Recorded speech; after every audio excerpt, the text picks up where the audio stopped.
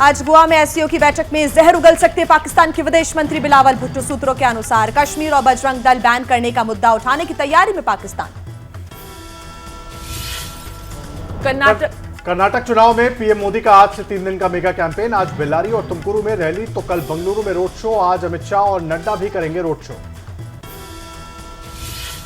आज होगा एनसीपी के राष्ट्रीय अध्यक्ष का चुनाव। सूत्रों के मुताबिक दोबारा लाया जा सकता है पवार को राष्ट्रीय अध्यक्ष बनाने का प्रस्ताव। पवार भी दे रहे हैं फैसला बदलने के संकेत। बद्रीनाथ हाईवे पर जोशीमठ के पास पहाड़ टूटने से भारी मुसीबत। 13 घंटे के बाद खुला हाईवे, यात्रियों को निकालने का काम जारी। मणिपुर में मैथई समुदाय को एसटी दर्जा देने के बाद भारी बवाल। 8 जिलों में कर्फ्यू। उपद्रवियों को देखते ही गोली मारने का आदेश। राज्य के मुख्यमंत्री के संपर्क में केंद्र सरकार। आज लगेगा साल का पहला चंद्र ग्रहण। बुद्ध पूर्णिमा पर 130 साल बाद ग्रहण का महासंयोग। भारत में नहीं दिखेगा ग्रहण। आईपीएल में कोलकाता नाइट राइडर्स के रोमांचक मुकाबले में सनराइजर्स हैदराबाद को 5 रन से हराया। आखिरी ओवर में 9 रन नहीं बना सका हैदराबाद।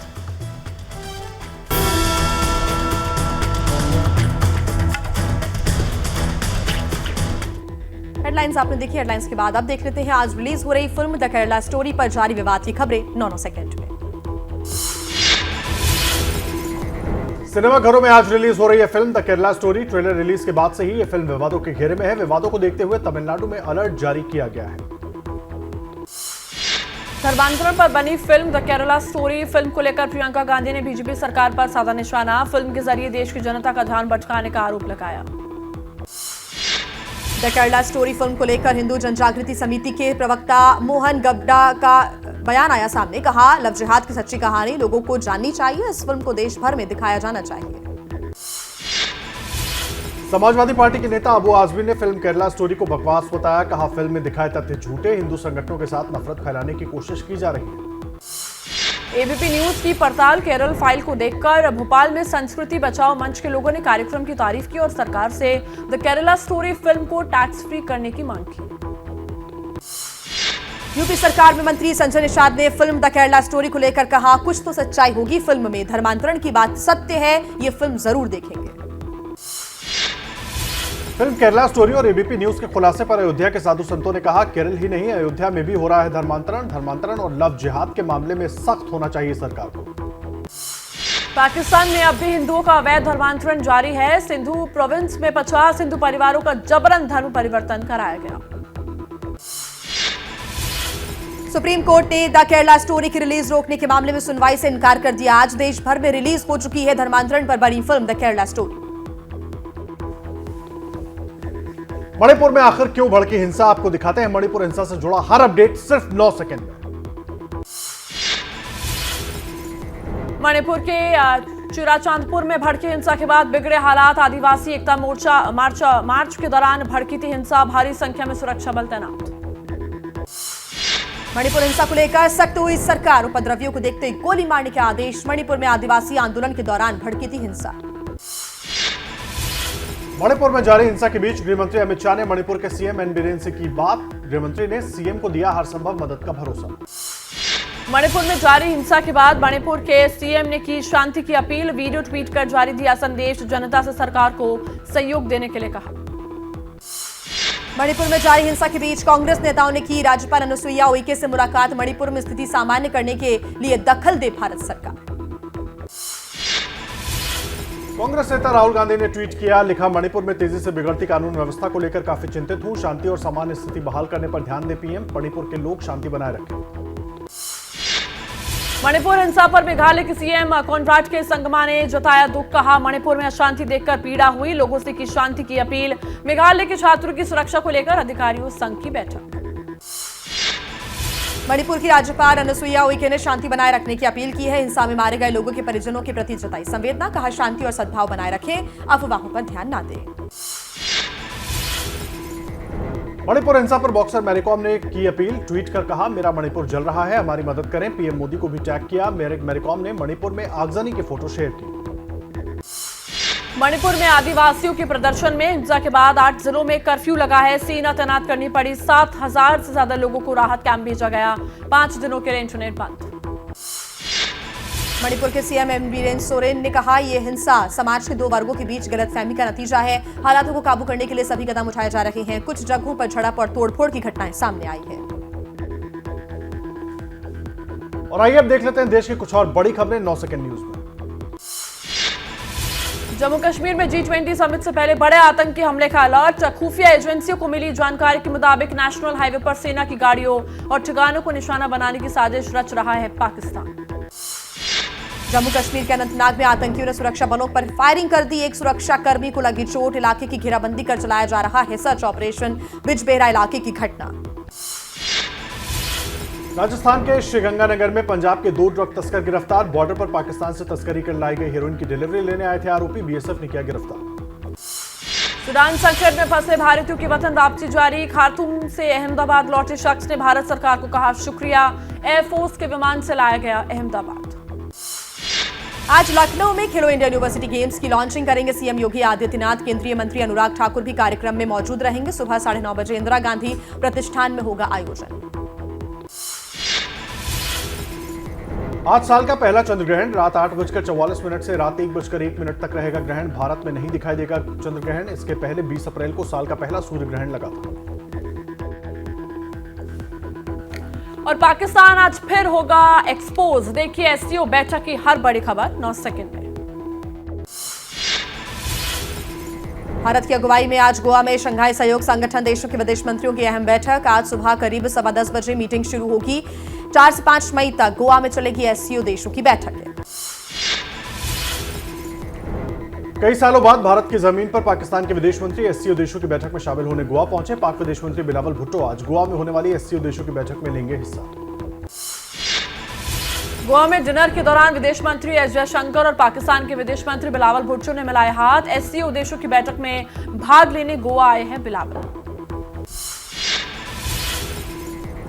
पाकिस्तान के पूर्व विदेश मंत्री शाह महमूद कुरैशी का बयान, भारत के साथ व्यापारिक रिश्ते मजबूत होने जरूरी, लेकिन गंभीर मुद्दों पर भी बात करें पाक विदेश मंत्री बिलावल। एससीओ बैठक में भाग लेने गोवा पहुंचे पाकिस्तान के विदेश मंत्री बिलावल भुट्टो। पाकिस्तान, अफगानिस्तान, ईरान मामलों के प्रभारी ज्वाइंट सेक्रेटरी जेपी सिंह ने की बिलावल की अगवानी। एससीओ बैठक से पहले चीनी विदेश मंत्री किन गैंग से मिले विदेश मंत्री एस जयशंकर। भारत चीन सीमा विवाद को लेकर हुई लंबी बातचीत। सीमा से सटे इलाकों में शांति बहाली पर भी हुई चर्चा। विदेश मंत्री ने ट्वीट कर दी जानकारी। गोवा में आयोजित एससीओ बैठक में रूस के विदेश मंत्री सरगेई लावरोव से मिले पाकिस्तान के विदेश मंत्री बिलावल भुट्टो। एससीओ की बैठक में भाग लेने भारत आए हैं दोनों देशों के विदेश मंत्री। और आइए अब देख लेते हैं खबरें महाराष्ट्र की, जहां शरद पवार के इस्तीफे के बाद मचा हुआ है सियासी घमासान। देख लीजिए 9 सेकंड में। ठाणे में पवार के समर्थन वाले पोस्टर में लिखा, पवार साहब के बिना कोई विकल्प नहीं। पोस्टर एनसीपी नेता जितेंद्र आव्हाड और अनंत परांजपे के नाम से। एनसीपी के नए अध्यक्ष का आज होगा चुनाव। शरद पवार के बाद एनसीपी के नए राष्ट्रीय अध्यक्ष का फैसला चुनाव समिति की बैठक में आज होगा। एनसीपी के अध्यक्ष पद से शरद पवार के इस्तीफा देने के बाद पार्टी कार्यकर्ताओं ने इस्तीफे का विरोध किया। शरद पवार ने कार्यकर्ताओं से मुलाकात कर कहा, कमेटी के फैसले का सम्मान किया जाएगा। कार्यकर्ताओं से बात करने के बाद शरद पवार ने फैसले पर फिर से विचार के संकेत दिए। आज की बैठक में कार्यकर्ताओं से बातचीत कर लिया जाएगा फैसला। शरद पवार के इस्तीफे के बाद उद्धव ठाकरे का बयान, कहा एनसीपी का फैसला साफ होने के बाद कुछ कहूंगा, लेकिन इससे महाविकास अघाड़ी पर कोई असर नहीं होगा। एनसीपी नेता जितेंद्र आव्हाड ने शरद पवार के इस्तीफे का विरोध किया। कहा, 2024 के अहम चुनाव के बीच अध्यक्ष पद छोड़ने से पूरे भारत पर इसका असर पड़ेगा। इस्तीफा वापस लेने की मांग पर अड़े हुए हैं आव्हाड। एनसीपी के सूत्रों के हवाले से खबर, आज होने वाली 16 सदस्यों की बैठक में शरद पवार को दोबारा अध्यक्ष चुने जाने का प्रस्ताव लाया जा सकता है। शरद पवार की आत्मकथा में महाराष्ट्र के डिप्टी सीएम देवेंद्र फडणवीस की जमकर तारीफ। लिखा, 2014 में फडणवीस ने ही गठबंधन को बचाने की कोशिश की थी। सुलह के लिए मातोश्री गए थे फडणवीस। और आइए 9 सेकंड न्यूज में अब बात जंतर मंतर पर पिछले 13 दिनों से जारी पहलवानों के प्रदर्शन से जुड़ी हुई खबरों की कर लेते हैं। लगातार 13वें दिन भी दिल्ली के जंतर मंतर पर जारी है पहलवानों का धरना। डब्ल्यूएफआई अध्यक्ष ब्रिजभूषण शरण सिंह की गिरफ्तारी पर अड़े रेसलर्स। आम आदमी पार्टी का ऐलान आज और कल दिल्ली के सभी इलाकों में पहलवानों के लिए होगी पंचायत। 7 मई को जंतर मंतर पर किसानों के समर्थन में महापंचायत करेगी आम आदमी पार्टी। जंतर मंतर पर कल पुलिस और पहलवानों के बीच झड़प को लेकर दिल्ली पुलिस का आया बयान सामने। पुलिस के मुताबिक 2 महिला कर्मी और साथ ही 5 पुलिस कर्मियों को चोट लगी है। जंतर मंतर की घटना पर आपने की मीटिंग। दिल्ली सरकार में मंत्री गोपाल राय बोले, रेस्टलर्स के हाथ में ही रहेगा आंदोलन का नेतृत्व, हम आम नागरिक की तरह करेंगे उनका सहयोग। पहलवानों की झड़प को लेकर कांग्रेस प्रवक्ता सुप्रिया श्रीनेत ने बीजेपी पर बोला हमला। बोली, एक तरफ महिला पहलवानों को पीटा जा रहा है और दूसरी तरफ बीजेपी कर्नाटक में महिला सुरक्षा का ढोंग कर रही है। जयपुर में पहलवानों के समर्थन में प्रदर्शन। पहलवानों ने बृजभूषण सिंह के खिलाफ खोला मोर्चा। प्रदर्शन में बड़ी संख्या में शामिल हुए खिलाड़ी और छात्र छात्राएं।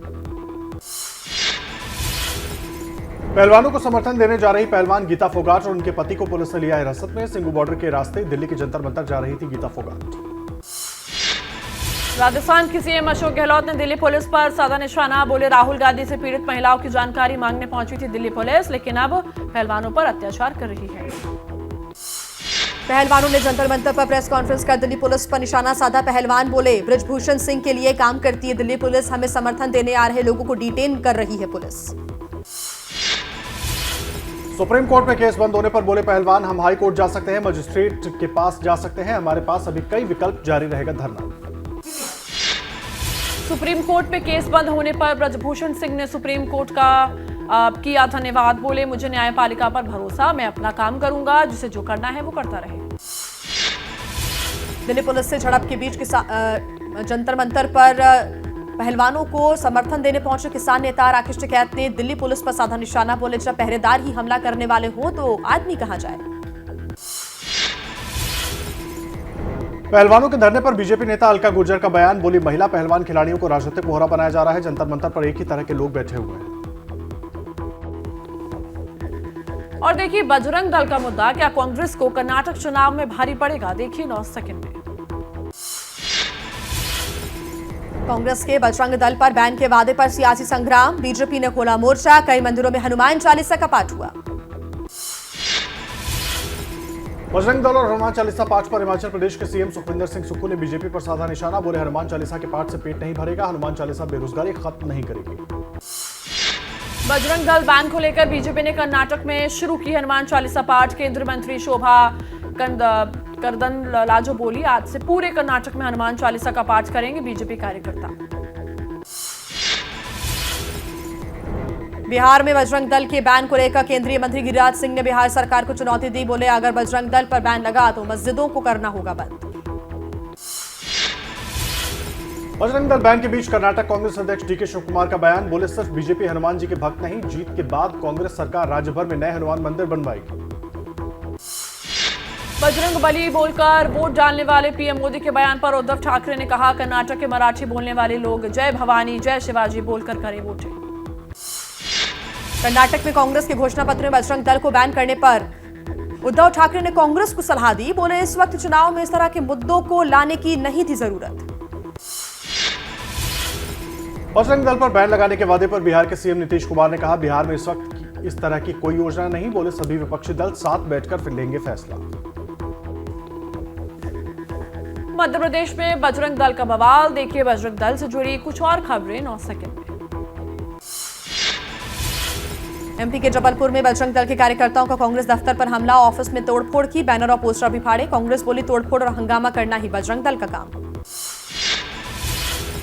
एमपी के जबलपुर में कांग्रेस दफ्तर में बजरंग दल के तोड़फोड़ के बाद थाने पहुंचे कांग्रेस नेता और पुलिस के बीच हुई झड़प। बजरंग दल के खिलाफ एफआईआर दर्ज कराने पहुंचे थे कांग्रेसी नेता।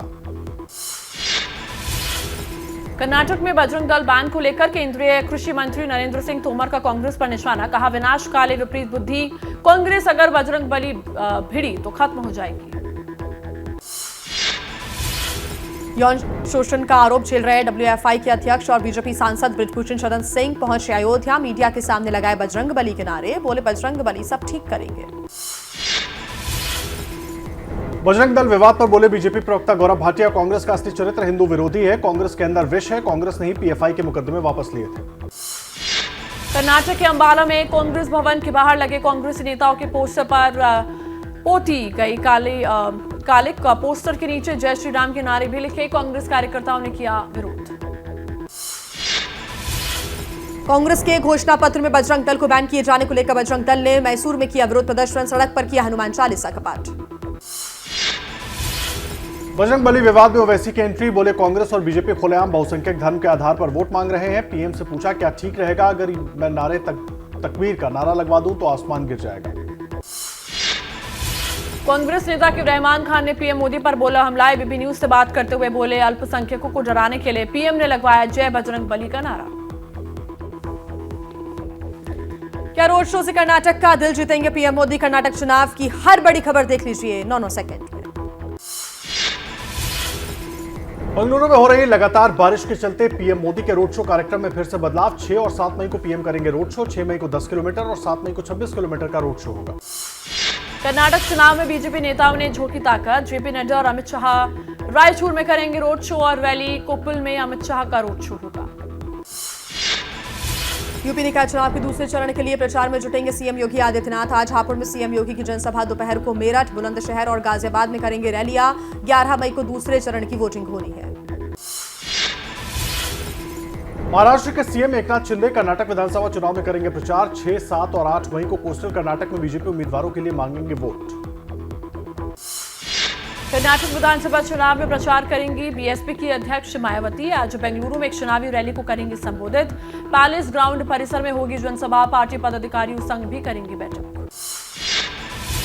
कर्नाटक के कोप्पल में प्रियंका गांधी ने किया चुनाव प्रचार। भगवान नरसिम्हा मंदिर में मत्था टेका। प्रियंका गांधी ने प्राचीन कनकगिरी मंदिर का भी दौरा किया। कर्नाटक के कनकगिरी में प्रियंका गांधी ने किया चुनाव प्रचार। लोगों को संबोधित करते हुए बीजेपी सरकार को भ्रष्टाचार के मुद्दे पर घेरा। कहा सरकार की भ्रष्ट नीति की वजह से आटा, दाल, सब्जियां, घरेलू गैस सब कुछ महंगा हो चुका है। कर्नाटक के कोलार में कार से मिला करोड़ों का कैश। गोल्फ रिजॉर्ट के पास कार में मिली नोटों से भरी 3 बोरियां। पुलिस ने कार को कब्जे में लिया। रुपयों को चुनाव में बांटे जाने का शक है। उत्तराखंड में कैसे पहाड़ जमीन पर आ गिरा, देखिए डरा देने वाला मंजर 9 सेकंड में। उत्तराखंड में भारी बारिश बनी मुसीबत। बद्रीनाथ हाईवे पर जोशीमठ के पास पहाड़ टूटने का खौफनाक मंजर कैमरे में कैद। हाईवे पर दोनों तरफ हजारों यात्री फंसे। बद्रीनाथ यात्रा को रोका गया था। केरंग के पास भरभरा कर आया मलबा। बड़ी संख्या में गिरे बोल्डर। पहाड़ गिरते हुए देख लोग पीछे की ओर भागने लगे। सड़क के दोनों तरफ लगी गाड़ियों की लंबी लाइन। यही हाइड्रो पावर प्रोजेक्ट के लिए एनटीपीसी की सुरंग बन रही है। दावा किया जा रहा है कि घाटी में नीचे किसी निर्माण कार्य के लिए धमाका किया गया और उसके बाद लैंडस्लाइड हुआ। मौसम ठीक होने के बाद आज से फिर शुरू हुई केदारनाथ धाम यात्रा। पिछले 3 दिनों से किसी नए यात्री को केदारनाथ नहीं जाने दिया जा रहा था। आज से तीर्थयात्री धाम के दर्शन कर सकेंगे। केदारनाथ धाम के लिए आज से रजिस्ट्रेशन की प्रक्रिया भी फिर से शुरू हो गई है। धाम में बड़ी संख्या में श्रद्धालुओं के पहुंचने की उम्मीद। छत्तीसगढ़ के दुर्ग में बेमौसम बारिश से किसानों की फसलों को नुकसान हुआ। किसानों ने सरकार से मुआवजे की मांग की। धान की खेती हुई बर्बाद। और अब देख लेते हैं राजधानी दिल्ली के राजनीति और आसपास की बड़ी खबरें 9 सेकंड न्यूज में। दिल्ली सीएम आवास और रेनोवेशन के मुद्दे पर केंद्रीय मंत्री मीनाक्षी लेखी ने केजरीवाल पर बोला हमला। कहा हमें केजरीवाल के शीश महल का हिसाब किताब चाहिए। नियमों की अनदेखी का आरोप लगाया। सीएम आवास रिनोवेशन मामले में बीजेपी नेता मनजिंदर सिंह सिरसा का केजरीवाल पर तंज। कहा देखिए खुद को आम आदमी कहने वाले केजरीवाल का 45 करोड़ वाला घर। दिल्ली सरकार में मंत्री सौरभ भारद्वाज ने केंद्र सरकार पर लगाया जासूसी का आरोप। कहा दिल्ली के सीएम आवास के आसपास कुछ अधिकारी घूम रहे हैं। केजरीवाल से मिलने वालों पर नजर रखी जा रही है। दिल्ली के पूर्व डिप्टी सीएम मनीष सिसोदिया के खिलाफ ईडी ने दाखिल की चार्जशीट। आबकारी नीति से जुड़े मनी लॉन्ड्रिंग मामले में राउजावेनी कोर्ट में दाखिल की चार्जशीट। कल होगी सुनवाई। दिल्ली के पूर्व मंत्री सत्येंद्र जैन की याचिका पर 9 जून को होगी सुनवाई। सत्येंद्र जैन ने ईडी-सीबीआई मामले में बेंच ट्रांसफर करने की मांग की है। यूपी के गाजियाबाद में पुलिस ने 3 साल बाद किया हत्या का खुलासा। 2 मजदूरों ने बिल्डर से मुआवजा वसूलने के चलते साथी मजदूर की रॉड से पीट कर हत्या कर दी। 9 सेकंड न्यूज में आप देख लीजिए राजनीति से जुड़ी हुई तमाम बड़ी खबरें। बिहार के सीएम नीतीश कुमार को मिलेगा उद्धव ठाकरे और शरद पवार का साथ। विपक्षी एकता को मजबूती देने के लिए पटना में एक मंच पर होंगे साथ। सूत्रों के मुताबिक उद्धव ने नीतीश का न्योता स्वीकार कर लिया है। कर्नाटक विधानसभा चुनाव को लेकर बंगाल सीएम ममता बनर्जी का बीजेपी पर वार। कहा, मुझे खुशी होगी अगर बीजेपी की हार की शुरुआत कर्नाटक से हो। बीजेपी सत्ता से बाहर होगी तो देश का भला होगा। कांग्रेस नेता जयराम रमेश ने मणिपुर हिंसा की तस्वीर ट्वीट करते हुए बीजेपी पर साधा निशाना। कहा, यह है डबल इंजन सरकार की हकीकत। मणिपुर जल रहा है लेकिन मोदी और शाह चुनाव प्रचार में व्यस्त हैं। यूपी बिहार के लोगों पर गोवा के सीएम की टिप्पणी पर नीतीश कुमार ने जताया एतराज। कहा, सीएम प्रमोद सावंत को सोच समझकर बोलना चाहिए। पहले भी उनकी पार्टी के लोग ऐसा बयान दे चुके हैं। गोवा के सीएम प्रमोद सावंत ने कहा था, गोवा में 90% अपराध की यूपी बिहार के मजदूर जिम्मेदार है। विवाद बढ़ने पर सीएम ने सफाई देते हुए कहा, मेरी बात को तोड़ मरोड़ कर पेश किया गया। केंद्रीय मंत्री ज्योतिरादित्य सिंधिया ने की पीएम मोदी की तारीफ। कहा, पीएम ने भगवान नीलकंठ की तरह एक एक गाली पीकर देश का विकास किया। और उस वक्त एक बड़ी खबर आपको बता दें। देखिए, केरल में कथित लव जिहाद पर बनी फिल्म द केरला स्टोरी आज बड़े पर्दे पर रिलीज हो गई और इसे लेकर केरल में सिनेमाघरों की सुरक्षा भी बढ़ा दी गई है। बड़ा अपडेट हम आपको दे रहे हैं। इस फिल्म का टीजर आने के साथ ही विवाद शुरू हो गया था और आज ये फिल्म रिलीज हो गई है। दीपक रावत हमारे सहयोगी हमारे साथ जुड़ गए हैं। सबसे पहले लोगों की प्रतिक्रिया क्या आई है वो जानने के लिए सीधा चलते हैं दीपक के पास। दीपक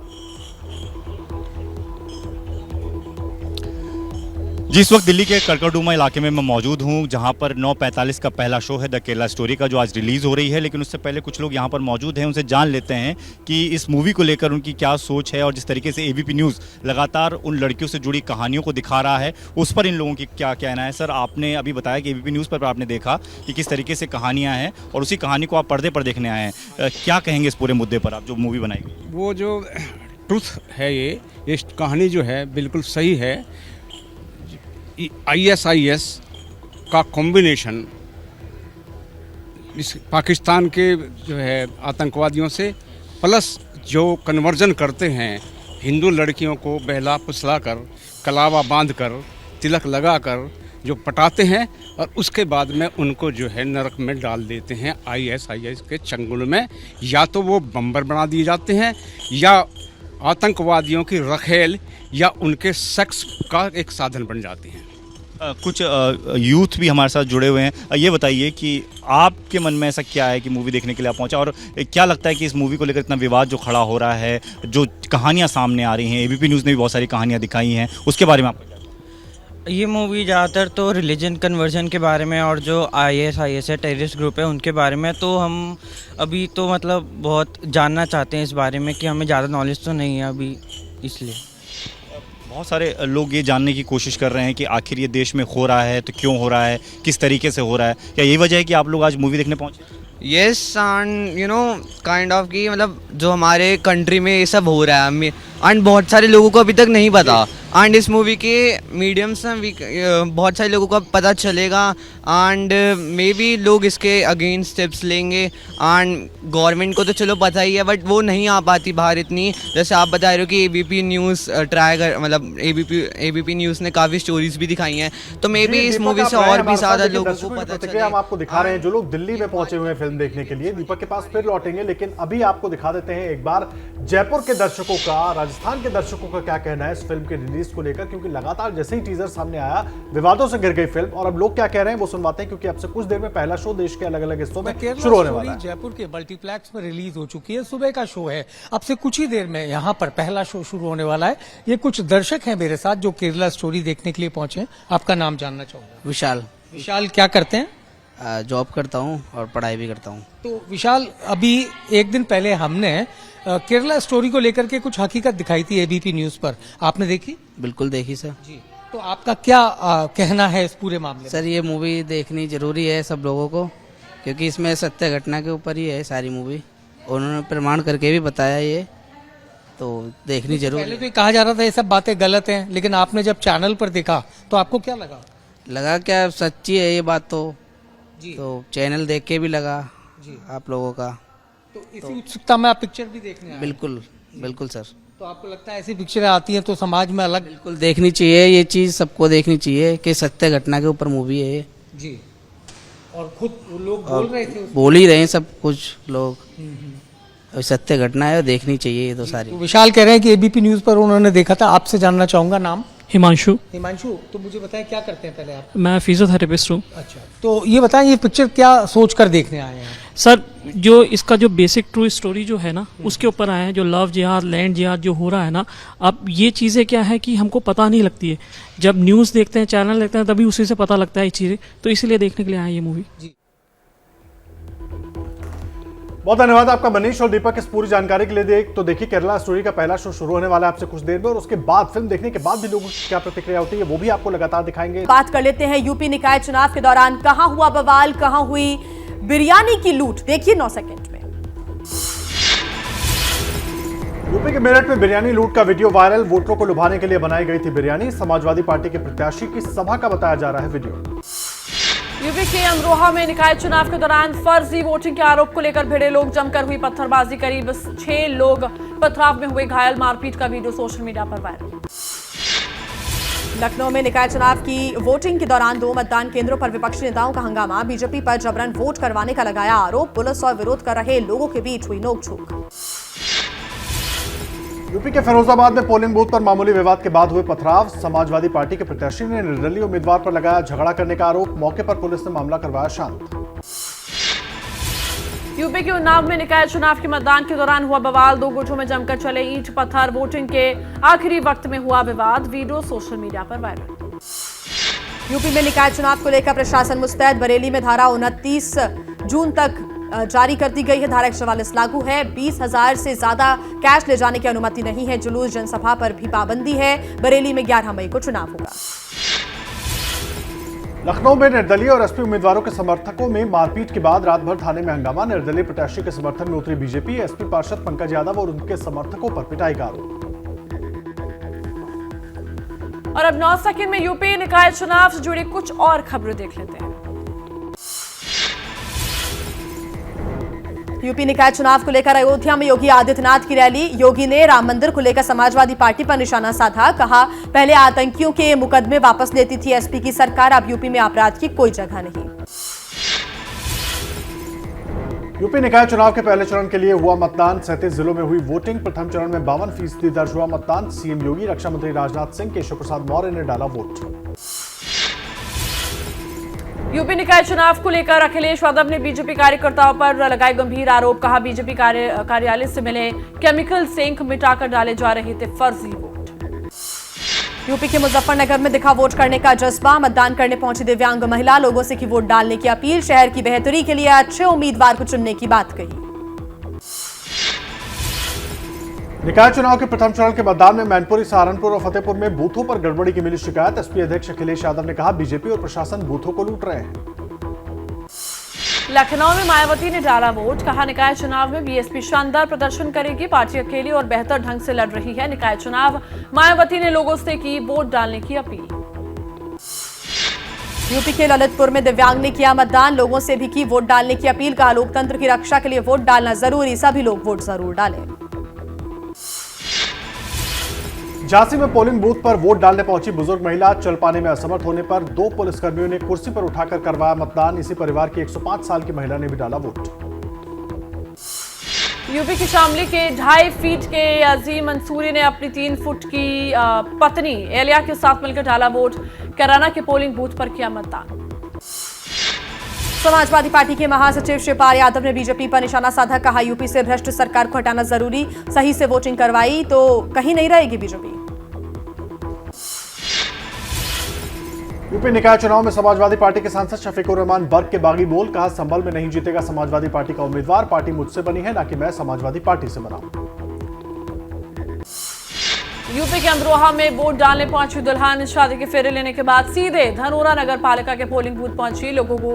लोगों से भी की वोट डालने की अपील। 9 सेकंड न्यूज में अब बात कर लेते हैं अपराध जगत की खबरों की। यूपी के मेरठ में गैंगस्टर अनिल दुजाना एसटीएफ के एनकाउंटर में हुआ ढेर। बड़ी वारदात को अंजाम देने के फिराक में था अनिल दुजाना। उस पर 18 हत्या और 62 गंभीर आपराधिक मामले थे दर्ज। राजस्थान के उदयपुर में अवैध कब्जे पर चला पुलिस का bulldozer. History sheeter Kishan Menaria के रेस्टोरेंट के अवैध निर्माण को तोड़ा गया। मौके पर भारी पुलिस बल तैनात। हरिद्वार में ज्वेलर की दुकान में दिन दहाड़े चोरी। ग्राहक बनकर दुकान में आई थी 2 महिलाएं और एक शख्स सोने के गहने लेकर फरार हुए। चोरी का वीडियो सोशल मीडिया पर वायरल। बिहार में भागलपुर की सब्जी मंडी में भिड़े 2 गुट, दोनों तरफ से जमकर चले ईंट पत्थर, मारपीट में 4 लोग घायल। इलाके में भारी पुलिस बल तैनात। जुलूस निकालने के दौरान हुआ विवाद। हैदराबाद में तेलंगाना हाईकोर्ट के गेट पर एक शख्स की बेरहमी से हत्या। हमलावर ने चाकू से हमला किया। वारदात के बाद हुआ फरार। सुलभ शौचालय में काम करता था मृतक। बिहार की बेतिया में 5 लाख का इनामी नक्सली राम बाबू और उसका साथी गिरफ्तार। पुलिस और एसटीएफ की टीम ने नक्सली को पकड़ा। मुखबिर की सूचना पर पुलिस ने मारा छापा। गुजरात की सूरत में पकड़ा गया 2700 करोड़ की जीएसटी चोरी का आरोपी सूफियान। 1500 फर्जी कंपनियों के जरिए की धोखाधड़ी। पुलिस ने अब तक 19 लोगों को पकड़ा। और अब देख लेते हैं अन्य राज्यों से जुड़ी कुछ अहम खबरें 9 सेकंड न्यूज में। जयपुर के दूदू इलाके में भीषण सड़क हादसा, 8 लोगों की मौत हो गई। तेज रफ्तार टैंकर का फटा टायर, बेकाबू टैंकर डिवाइडर तोड़ते हुए सामने से आ रही कार पर पलट गया। बिहार में दरभंगा के ललित नारायण मिथिला विश्वविद्यालय में छात्रों का हंगामा। कुलपति का घेराव कर बनाया बंधक। पीएचडी नामांकन के नतीजों को लेकर छात्रों ने किया हंगामा। जम्मू कश्मीर के श्रीनगर में पहला स्मार्ट शेयरिंग साइकिल पॉइंट शुरू हुआ। स्मार्ट सिटी प्रोजेक्ट के तहत शुरू हुआ साइकिल पॉइंट। साइकिल के इस्तेमाल को बढ़ावा देने की पहल। तमिलनाडु के मदुरई में एथिर सेवई उत्सव की धूम। भक्तों ने भगवान कल्लाजगर का किया स्वागत। त्योहार में शामिल हुए हजारों श्रद्धालु। उत्तराखंड के रुड़की में सरकारी जमीन पर अवैध कब्जे पर कार्रवाई। पुलिस और पिरान कलिया दरगाह ने एक साथ अतिक्रमण के खिलाफ चलाया अभियान। दुकानदारों पर भी हुई कार्रवाई। बिहार के हाजीपुर में गाड़ी चेकिंग के दौरान बाइक सवार ने पुलिसकर्मियों को मारी टक्कर। एक पुलिसकर्मी की मौत हो गई। युवक गंभीर तौर पर जख्मी। बाइक सवार युवक को पुलिस ने रोकने की कोशिश की थी। असम के डिब्रूगढ़ जेल में खालिस्तान समर्थक अमृतपाल से मिलने पहुंची पत्नी किरणदीप कौर। जेल प्रशासन की मंजूरी के बाद करीब 1 घंटे तक की मुलाकात। फेमिना मिस इंडिया की फर्स्ट रनर रही श्रेया पूंजा। दिल्ली के देशबंधु कॉलेज में कार्यक्रम में हुई शामिल। छात्रों से की बातचीत। लोगों को दिए हेल्थ और ब्यूटी से जुड़े टिप्स। इस बीच बड़ी खबर आपको बता दें, राजस्थान के किशनगढ़ में भारी बवाल हुआ है। गो तस्करी के आरोप में ट्रक ड्राइवर्स के साथ जमकर मारपीट की गई है। बेकाबू भीड़ ने 5 ट्रक के ड्राइवर्स की जमकर पिटाई कर दी। 6 लोग गंभीर रूप से घायल हुए हैं। पुलिस ने कई लोगों को हिरासत में लिया है। पिटाई का वीडियो भी वायरल हो रहा है। वो तस्वीरें भी हम आपको दिखा रहे हैं। किशनगढ़ राजस्थान की ये तस्वीरें हैं। गो तस्करी के आरोप में ये पिटाई की गई है। राजस्थान के किशनगढ़ में भारी बवाल हो गया। गो तस्करी के आरोप में ट्रक ड्राइवर्स के साथ जमकर मारपीट की गई। बेकाबू भीड़ ने 5 ट्रक के ड्राइवर्स की जमकर पिटाई कर दी और ये तस्वीरें सामने आई। एक्सक्लूसिव तस्वीरें एबीपी न्यूज पर आप देख रहे हैं। इस वक्त 6 लोग गंभीर रूप से घायल हो गए। हालांकि पुलिस ने फिलहाल कई लोगों को हिरासत में ले लिया है। पूछताछ लगातार पुलिस कर रही है। अब ये पिटाई का वीडियो भी जमकर वायरल हो रहा है। राजस्थान के किशनगढ़ में भारी बवाल देखने को मिला जब ट्रक के ड्राइवर्स के साथ जमकर मारपीट की गई। गो तस्करी के आरोप में ये पिटाई की गई है। मनीष शर्मा हमारे साथ जुड़ गए ज्यादा जानकारी के साथ। मनीष, अभी स्थिति क्या है और क्या आरोप लगाया गया भीड़ के द्वारा? बेकाबू भीड़ पर कैसे नियंत्रण पुलिस ने फिर पाया? जी बिल्कुल, आपने सही कहा कि बेकाबू भीड़ को मशक्कत के बाद पुलिस काबू कर पाई। और पूरे मामले में अहम बात यह है कि ये ट्रक के जो चालक थे बार बार ये कह रहे थे कि ये पशु मेले से इन पशुओं को खरीद कर लाए हैं। बावजूद उसके पुलिस के पहले पहुंचने से पहले भीड़ ने इन लोगों के साथ मारपीट शुरू कर दी और तकरीबन आधा दर्जन लोग गंभीर रूप से घायल हुए, जिन्हें स्थानीय अस्पताल में भर्ती कराया गया। और पुलिस को हल्का बल भी प्रयोग करना पड़ा इन तमाम लोगों को खदेड़ने के लिए। तो अब पुलिस इस मामले में ये जांच कर रही है कि क्या वाकई में ये गौ तस्कर है या इनके पास पूरे दस्तावेज है जिसके जरिए ये वहाँ से पशुओं के खरीदने की बात कर रहे हैं। पुलिस ने कुछ लोगों को हिरासत में भी लिया है जिन्होंने इन लोगों के साथ मारपीट की थी। फिलहाल इलाके में शांति की स्थिति है और पुलिस ने तमाम लोगों को मौके से आधी रात को खदेड़ दिया था। जी मनीष, साथ ही अभी ताजा स्थिति क्या है वहाँ पर? जी बिल्कुल, अभी फिलहाल शांति है और पूरे इस मामले की जांच पुलिस के जो अधिकारी हैं मनीष शर्मा जो सीओ सिटी हैं वो कर रहे हैं। कुछ लोगों को हिरासत में लिया गया है और साथ ही साथ वो दस्तावेज दिखवाए जा रहे हैं जिनके जरिए पशुओं को मेले से खरीदने की बात की जा रही थी। जी शुक्रिया मनीष तमाम जानकारी का। और लगातार आपसे अपडेट हम लेते रहेंगे। तो देखिए, लखनऊ से एक बड़ी खबर आपको बता दें जो इस वक्त आ रही है। यूपी के मंत्री जो है नंद गोपाल नंदी को जान से मारने की धमकी मिली है। नंद गोपाल नंदी के सरकारी मोबाइल पर अलग अलग नंबर से धमकी भरी कॉल आई है। नंदी की शिकायत पर लखनऊ के हजरतगंज थाने में केस दर्ज हो गया है। इस वक्त की बड़ी खबर लखनऊ से आपको बता रही है, जहां पर यूपी के मंत्री नंद गोपाल नंदी को जान से मारने की धमकी मिली है। आपको बता दें, नंद गोपाल नंदी के सरकारी मोबाइल पर अलग अलग नंबरों से धमकी भरी कॉल्स आए। नंदी की शिकायत पर लखनऊ के हजरतगंज थाने में केस दर्ज हो गया है।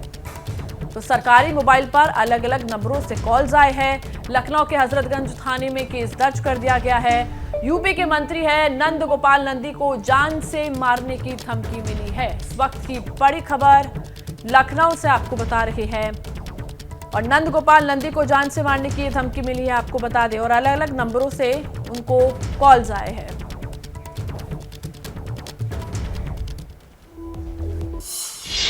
और उस वक्त एक और बड़ी खबर आपको बता दें, जम्मू कश्मीर से बड़ी खबर है, जहां पर राजौरी में एनकाउंटर जारी है। आतंकियों और सुरक्षा बलों के बीच मुठभेड़ लगातार जारी है। सुरक्षा बलों ने 2 आतंकियों को राजौरी के इलाके में घेर रखा है और राजौरी के कंडी इलाके में एनकाउंटर इस वक्त जारी है। सुरक्षा बलों को जानकारी मिली थी कि 2 आतंकी कंडी इलाके में मौजूद है, जिसके बाद पूरे इलाके को कॉर्डन किया गया और उसके बाद से ये एनकाउंटर लगातार जारी है। ये इस वक्त का बड़ा अपडेट हम आपको दे रहे हैं। ऑपरेशन ऑल आउट एक तरीके से सुरक्षा बलों का घाटी में लगातार चल रहा है। और इस बीच राजौरी के कंडी इलाके में 2 आतंकियों के होने की सूचना के बाद इलाके को कॉर्डन किया गया। उसके बाद ऑपरेशन चलाया गया, सर्च ऑपरेशन। लेकिन इस वक्त जो बड़ा अपडेट मिल रहा है कि कंडी इलाके में सुरक्षा बलों और आतंकियों के बीच एनकाउंटर जारी है।